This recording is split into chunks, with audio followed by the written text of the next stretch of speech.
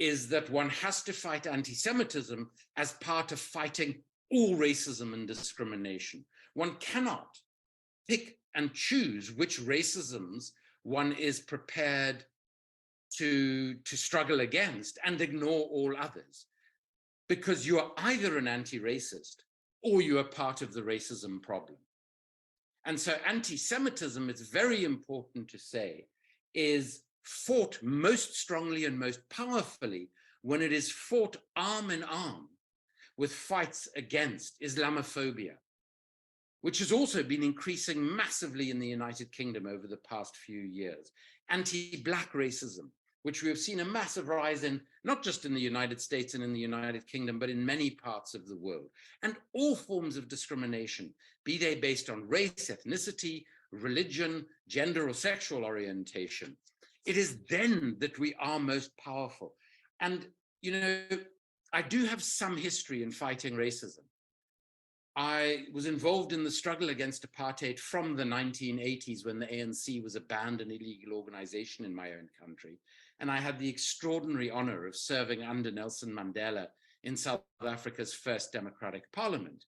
I also, as I've mentioned often before, and many people who don't like the way I talk about anti-Semitism and anti-racism mock me for this, including many Jewish people, for mentioning the fact that I'm the son of a Holocaust survivor. I get abused on social media about this all the time and told that my mother, who survived the war hidden in a coal cellar in Vienna itself, must have been a capo, a Nazi sympathizer, which is the most offensive thing you can say to a Jewish person, particularly one whose family lost dozens of members in the Holocaust. And I'm very proud of the fact that I introduced the first ever motion in the history of the South African Parliament on the Holocaust and Holocaust remembrance. I'm very proud of the fact that in my global work on the arms trade, where, by the way, people have tried to sue me for all 20 years that I've been involved in it, and I just send their lawyers information about their very corrupt and appalling behavior, and funnily enough, the cases all seem to go away. But the fact that I've also done an enormous amount of work on genocide prevention and how one can use information from the arms trade to prevent future genocides like we saw in Rwanda, amongst other places, and in Bangladesh, where my partner is from. I also lectured at Auschwitz, where dozens of my mother's family were murdered. So, you know, these are issues that are incredibly important to me. And this is where the issue arises and the problems arise. Because unfortunately, the state of Israel has quite consciously, and there is massive amounts of documentary evidence, both filmed evidence and actual paper documents to illustrate this. They created a department to do this.